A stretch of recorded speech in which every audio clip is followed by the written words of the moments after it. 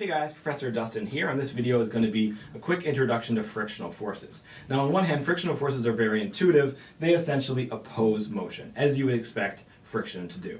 On the other hand, they can get a little detailed when you think about what's actually happening in the situation where friction applies. So to try to illustrate that, I have a little demo here. I have a plastic bin which is full of some mass, actually a number of these half-kilo masses, so there are probably 2 or 3 kilograms of mass in that bin.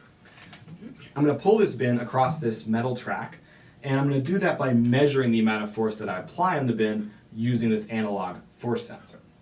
So first, I apply a very small amount of force. I can read it's about 6 Newton. So if I pull with 6 Newton, the bin does not move. So there's no acceleration on the bin. Newton's second law tells us that if I'm applying a force in the forward direction, there must be another force opposing the motion in the negative direction. That force is the frictional force, and it takes a value of 6 Newton. Okay, so what if I pull harder? So I'm now pulling at about 9 Newton, and the bin is still not moving.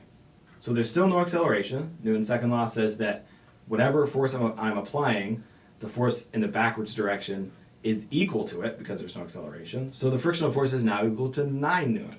So apparently the frictional force on a bin like this, if it's not moving, is not constant. It changes in value. If I continue to pull harder, eventually the bin will move.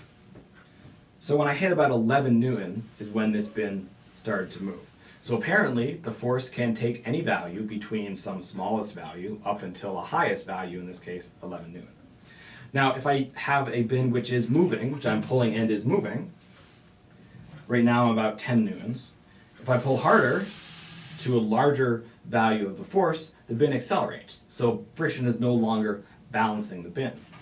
But if I pull at a constant velocity, then friction is exactly balancing the force I'm applying because there's no acceleration on this bin. And so the force must be about 10 newtons in the backwards direction because it's 10 newtons in the forwards direction. I pull this with a constant velocity. So that demonstrates what's interesting about friction. Sometimes, namely when an object is not moving, friction takes every value between 0 and a maximum. If an object is moving, the friction becomes constant.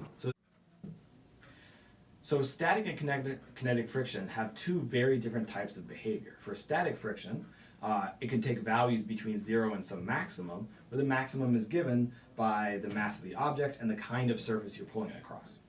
Kinetic friction is constant. It doesn't take any other value besides one specific value, which is given by the mass of the object and the kind of surface that you're pulling it across. So two very different types of objects, but fortunately we're never really in any confusion about when to use one or the other. When objects are not moving, we have to use static friction, and when objects are moving, we have to use kinetic friction.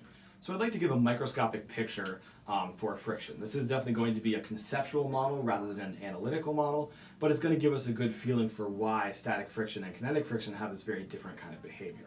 So if you zoom in on the surface, you're going to see some texture, some microscopic hills and valleys and bumps and all kinds of other things. Roughly like this. Now, if this thing is ice or Teflon or something slippery, these bumps will obviously be much smaller than they are, but I've drawn this so that it's some kind of like maybe rough plastic or something.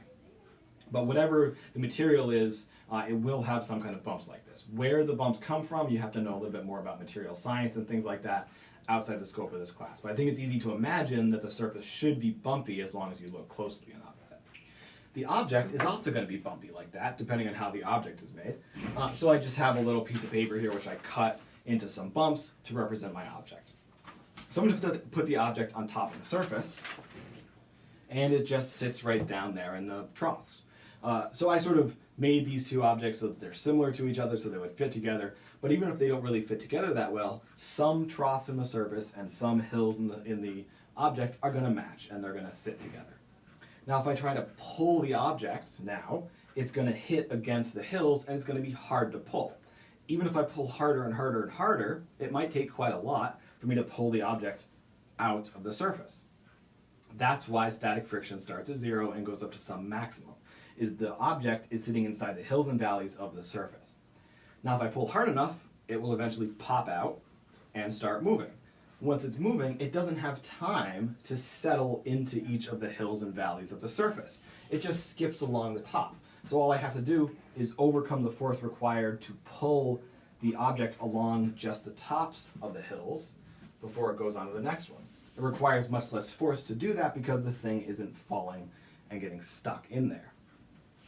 So that's a pretty simple little conceptual model, but I think it gives you a good explanation and a good picture of why the static friction has its peculiar behavior of going from 0 to some maximum, and why the kinetic friction then is just constant. It's just skipping across the surface. Okay, so this has been an introduction to frictional forces. Thank you guys for watching.